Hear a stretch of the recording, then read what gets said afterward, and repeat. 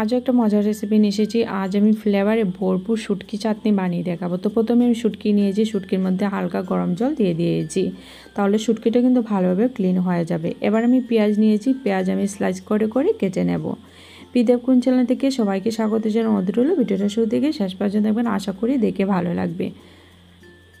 তো পেঁয়াজ কাটা হয়ে গেছে। এবার আমি আদা 1 পিস নিয়েছি, আদা আমি কুচি কুচি করে কেটে নেব।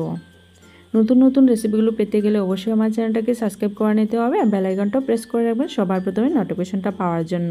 তো আদা কাটা হয়ে গেছে। এবার আমি বিলাতি ধনিয়া পাতা নিয়েছি, এবার আমি কুচি কুচি করে কেটে নেব। আমি প্রথমেই বলেছিলাম ফ্লেভারে ভরপুর শুটকি চাটনিটা বানিয়ে দেখাবো।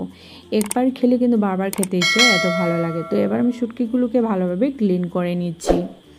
ক্লিন করার পর আমি এবার ছোটো ছোটো করে পিস করে নিচ্ছি। এটা যে কোনো শুটকি দিয়ে কিন্তু করা যাবে।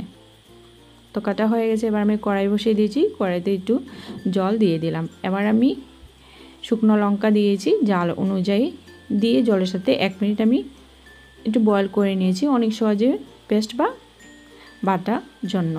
এবার কড়াই বসিয়ে আমি তেল দিয়ে পেঁয়াজটাও দিয়ে দিয়েছি, পরিমাণ মতো নুন দিয়েছি, আবার দিয়ে নাড়িয়ে নিয়েছি। এবার কেটে রাখা শুটকিগুলো দিয়ে দিয়েছি।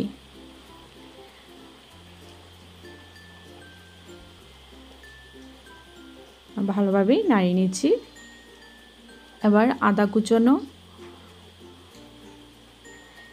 আধা চামচ হলুদ গুঁড়ো, শুকনো লঙ্কা পেস্ট, আবারও ভালোভাবেই আমি নাড়িয়ে নিচ্ছি। একটু নাড়িয়ে নেওয়ার পর একটুখানি আমি জল দিয়ে দিয়েছি।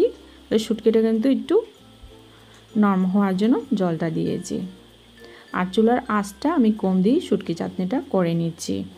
এবার দিয়ে দিলাম রসুন বাটা, আবারও নাড়িয়ে নিচ্ছি। আজ আমি যেভাবে শুটকি চাটনিটা বানাচ্ছি আপনারা যদি বানিয়ে খান আশা করি মুখে তো লেগে যাবে। আর এই শুটকি চাটনি দিয়ে কিন্তু অনেকগুলো ভাত খেয়ে নিতে পারবেন। এবার আমি ধনেপাতা কুচনো দিয়ে দিয়েছি। ধনেপাতা কিন্তু শুটকি চাটনিতে দিলে কিন্তু আরও অনেক মজাদার হয়ে যায় শুটকি চাটনিটা।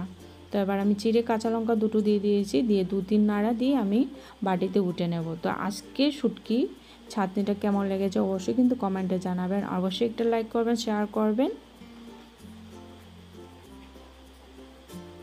আর এটা খেলেই কিন্তু বুঝতে পারবেন কতটুকু মজাদার শুটকি চাটনিটা।